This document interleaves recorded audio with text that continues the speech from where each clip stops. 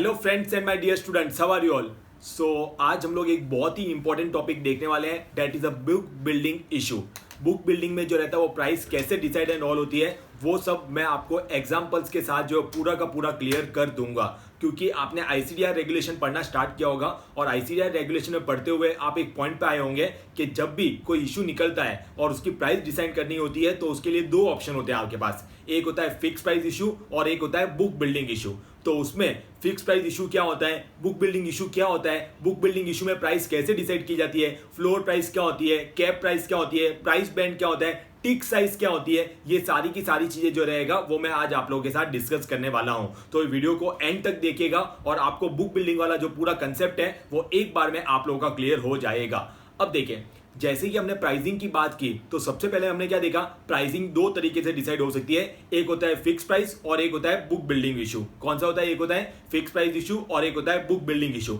सबसे पहले हम लोग देखते हैं बुक बिल्डिंग इशू पे जाने से पहले कि फिक्स प्राइस इशू जो रहता है उसमें प्राइस जनरली कैसी होती है। जब कंपनी कोई इशू निकालती है तो उसमें प्राइस जनरली कैसे कोट की जाती है एंड ऑल। तो देखिए, आप देख सकते हैं जैसे कि बोर्ड पे इशू साइज है 2500 करोड़ का, 2500 करोड़ का। एक कंपनी इशू लेके आ रही है कितने का? 2500 करोड़ का। और जिसमें वो कितने शेयर इशू करने वाले हैं? 10 करोड़ शेयर। कितने शेयर इशू करने वाले हैं? 10 करोड़ शेयर। अब यहां पे है ना, देखिए फिक्स प्राइस इशू है इसलिए इशू प्राइस डायरेक्टली क्या रख दिया है? 250 rupees per share. 250 rupees per share. तो अगर आप 250 को 10 करोड़ से मल्टीप्लाई करोगे तो आपका आंसर 2500 करोड़ ही आएगा। लॉट साइज हमें पता ही है, लॉट साइज है ना डिसाइड करनी होती है हमें। तो इसमें कितना रखा है इन्होंने? एक लॉट में 50 शेयर्स रखे हुए और हमें पता ही है लॉट साइज जो आप डिसाइड कर रहे हो तो उसकी वैल्यू कितने? 10,000 से लेके 15,000 तक में होनी चाहिए। यहां पे हम चेक कर लेते हैं एक बार। देखिए 50 शेयर्स, आपको एक लॉट में 50 शेयर लेने ही पड़ेंगे।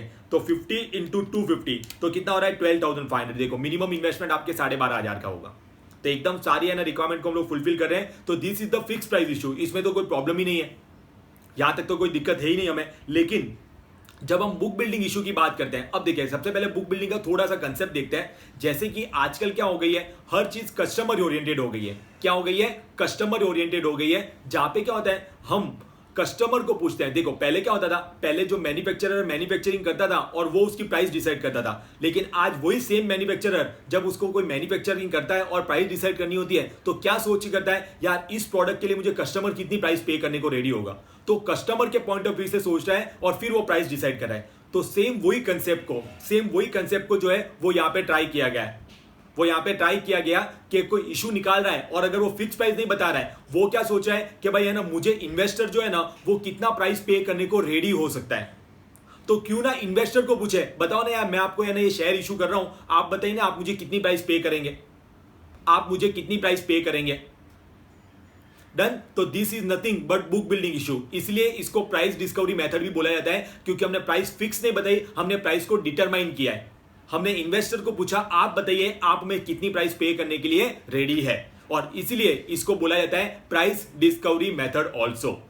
जहां पे हमने प्राइस को डिस्कवर किया है, हमने प्राइस के बारे में पता लगाया है। बहुत बार ऐसा भी होता है, जैसे मुझे मेरी कंपनी का इशू निकालना है, मुझे ही नहीं पता यार मेरी कंपनी की औकात कितनी है। कि भाई मुझे ना 500, मेरे शेयर की प्राइस जो इशू प्राइस है वो 500 रुपए रखूं, 600 रुपए रखूं, 700 रुपए रखूं, मुझे नहीं पता मेरी कंपनी की औकात कितनी है। तो मैं किसकी मदद ले सकता हूं? बुक बिल्डिंग की मदद ले सकता हूं, जहां पे मैं इन्वेस्टर को बोलता हूं, आप बताइए मेरी कंपनी की औकात कितनी है। क्या मैं सोच रहा हूं 500 रुपए आने चाहिए, अब आप बिडिंग करो, आपने बहुत ज्यादा बिडिंग किया, मुझे पता चला यार इन्वेस्टर को 700 रुपए भी देने को रेडी है, तो मुझे यार मेरी औकात तो बहुत ज्यादा है, मैंने सोचा उससे, ठीक है। या फिर बिडिंग क्या, उससे पता चला मैं 500 सोचा तो मार्केट में तो मेरी औकात 300 रुपए की है, तो वो भी पता चलता है। आप लोगों को किससे पता चलता है? बुक बिल्डिंग इशू से पता चलता है। डन। अब देखते हैं हम लोग, बुक बिल्डिंग में जो रहता है ना, आपकी दो प्राइस होती है, एक होती है फ्लोर प्राइस और एक होती है कैप प्राइस। कौन सी होती है? One is floor price and other is cap price. Floor price मतलब मिनिमम प्राइस। फ्लोर प्राइस मतलब क्या होता है? Minimum price. और कैप प्राइस मतलब होता है मैक्सिमम प्राइस। कैप प्राइस मतलब क्या होता है? Maximum price. तो आप ऐसे किसको कैसे याद है? फ्लोर नीचे होता है तो मिनिमम, कैप ऊपर पहनते हैं मैक्सिमम। ये सिर्फ याद रखने का तरीका, सालो ये लॉजिक नहीं है, ठीक है। तो फ्लोर प्राइस मतलब मिनिमम प्राइस और है ना मैक्सिमम प्राइस जो रहता है वो कौन सा होता है? Cap price.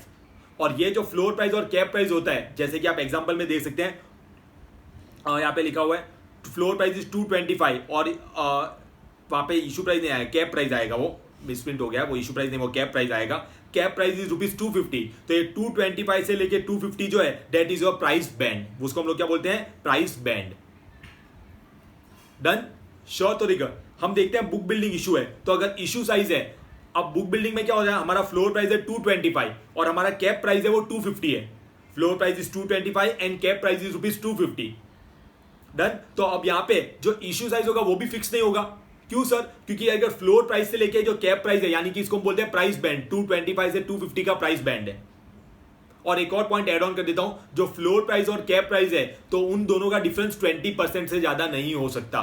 फॉर एग्जांपल, अगर फ्लोर प्राइस आपकी 100 है तो आपकी कैप प्राइस मैक्सिमम 120 ही हो सकती है। अगेन आई एम रिपीटिंग, अगर आपकी फ्लोर प्राइस 100 है तो आपकी कैप प्राइस मैक्सिमम 120 हो सकती है।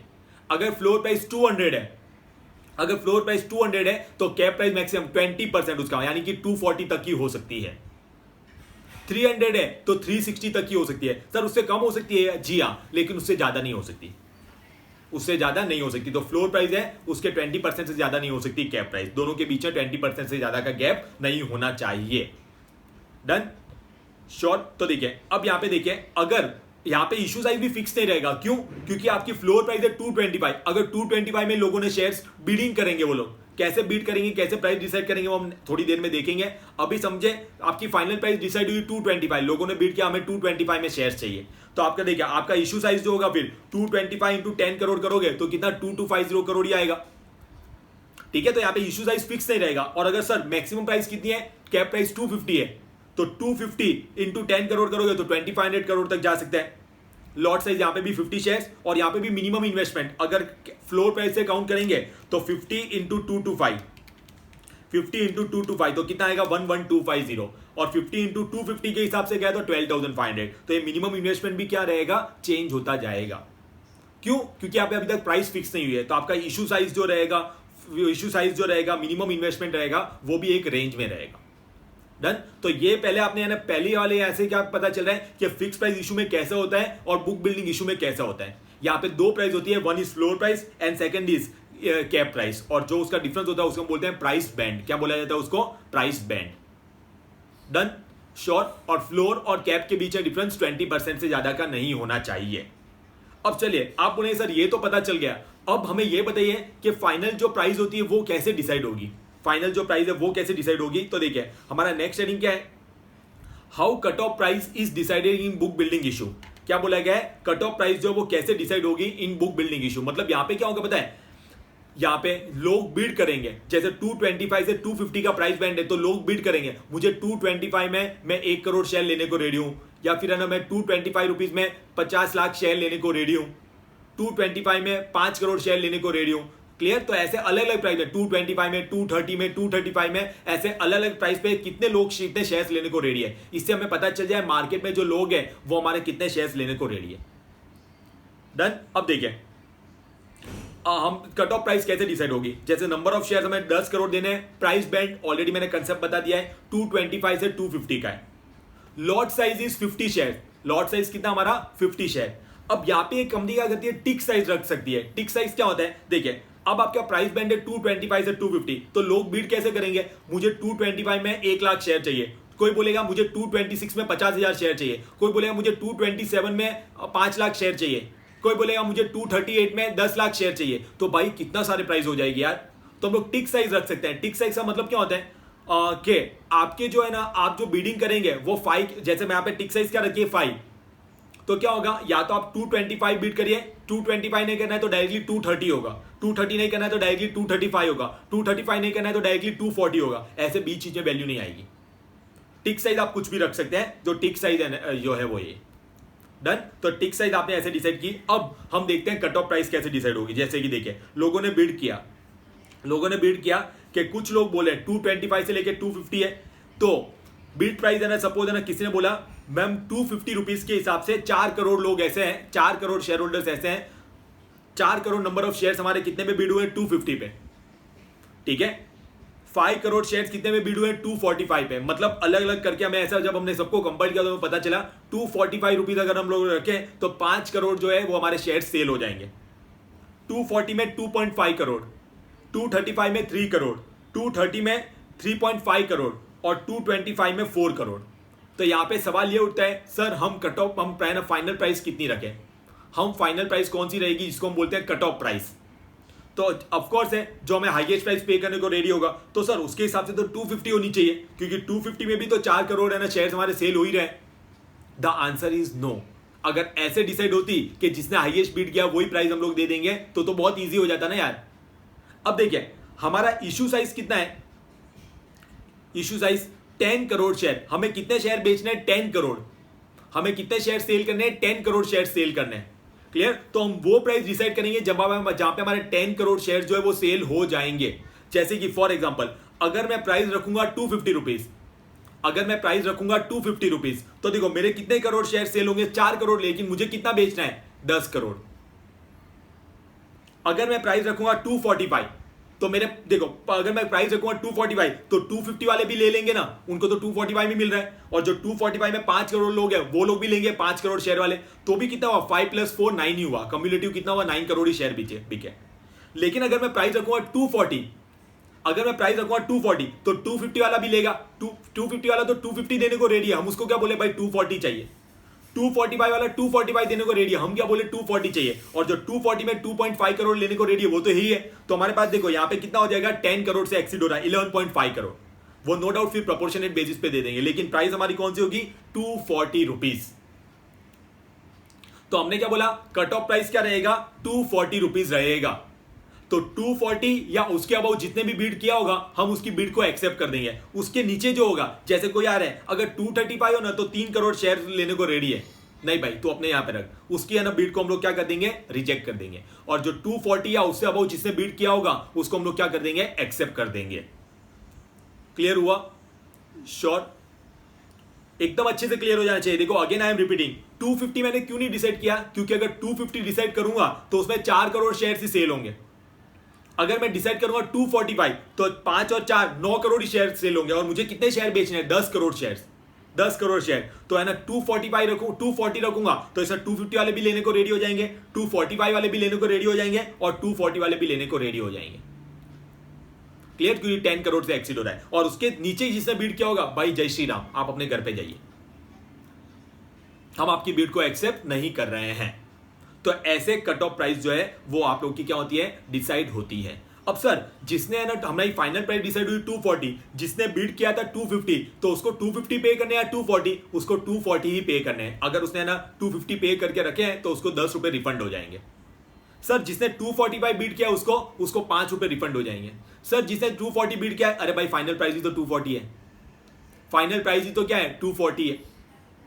डन। तो देखो यहाँ पे हमारा बुक बिल्डिंग वाला कंसेप्ट अभी तक तो आपको पूरा क्लियर हो जाना चाहिए। सबसे पहले हमने क्या देखा, फिक्स प्राइस इशू और बुक बिल्डिंग इशू में क्या डिफरेंस है, और फिर हमने देखा कि है ना कट ऑफ प्राइस जो है वो कैसे डिसाइड होती है बुक बिल्डिंग प्रोसेस में। अब आपके माइंड में एक सवाल आता होगा कि सर जो बीड किया और जो प्राइस में बीड किया है, और वहां से हमारे जितने हमें शेयर, हमें जैसे कि एग्जांपल में 10 करोड़ शेयर बेचने हैं, और वो 10 करोड़ शेयर जो है वो हमारे ना जा ही नहीं रहे हैं, जो हमने प्राइस बैंड रखा उसमें, तो क्या सर हम प्राइस बैंड रिवाइज कर सकते हैं? The answer is yes, you can revise your price band. लेकिन अगर फ्लोर प्राइस में भी रिवाइज कर रहे हो तो भी, और कैप प्राइस में भी रिवाइज कर रहे हो तो भी 20% से ज्यादा इंक्रीज या डिक्रीज में नहीं जाना चाहिए।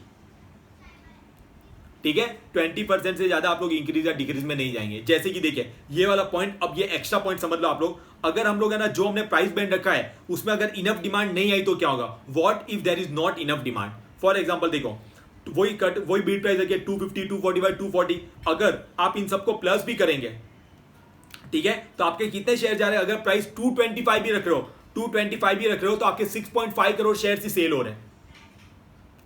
अगर आप प्राइस 225 भी रख रहे हो, देखो सबको प्लस करो तो कितने, 6.5 करोड़ ही शेयर सेल हो रहे हैं, और हमें तो 10 करोड़ शेयर बेचने हैं, मतलब आपको लग रहा है हमारी प्राइस थोड़ी ज्यादा है, तो आप प्राइस बैंड को रिवाइज भी कर सकते हो।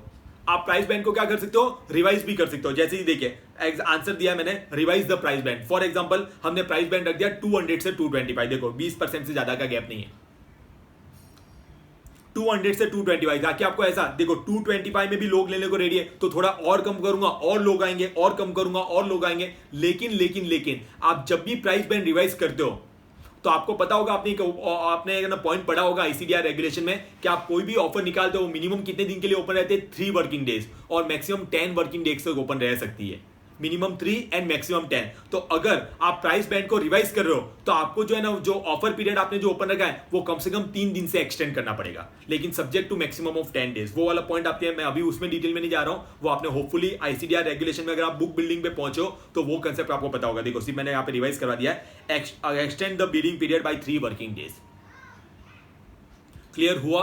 श्योर। तो यहां पे हमने क्या कर दिया, बुक बिल्डिंग का जो है पूरा का पूरा कंसेप्ट विद द नंबर्स के क्या होता है बुक बिल्डिंग। फिर हमने देखा कि बुक बिल्डिंग में ना फिक्स प्राइस इशू में कैसे प्राइस वाला वो क्या होता है, floor price, cap price, price band, ये हमने देखा। उसके बाद हमने ये भी देखा कट ऑफ प्राइस कैसे डिसाइड होती है, और उसके बाद हमने ये भी देखा हमने जो प्राइस बैंड रखा है और वहां से अगर हमारी कट ऑफ प्राइस नहीं डिसाइड हो पा रही है, हमारे जितने शेयर सेल करने वो नहीं हो पा रहे हैं, तो क्या हम लोग प्राइस बैंड को रिवाइज कर सकते हैं या फिर नहीं कर सकते हैं? The answer is yes, you can revise your price band, लेकिन आपको फिर अपना बिडिंग पीरियड जो है वो 3 दिन से क्या करना पड़ेगा, एक्सटेंड करना पड़ेगा। श्योर। तो होपफुली आपको एक कंसेप्ट एकदम अच्छे से जो है वो क्लियर हो चुका होगा, और फिर भी कोई डाउट रह जाए then you can ask me. और अगर वीडियो अगर अच्छा लगा हो तो इस वीडियो को ज्यादा से ज्यादा शेयर करें, और अगर अभी तक चैनल को सब्सक्राइब नहीं किया हो तो सब्सक्राइब जरूर कर दें। Done. Thank you so much all of you for watching this video guys.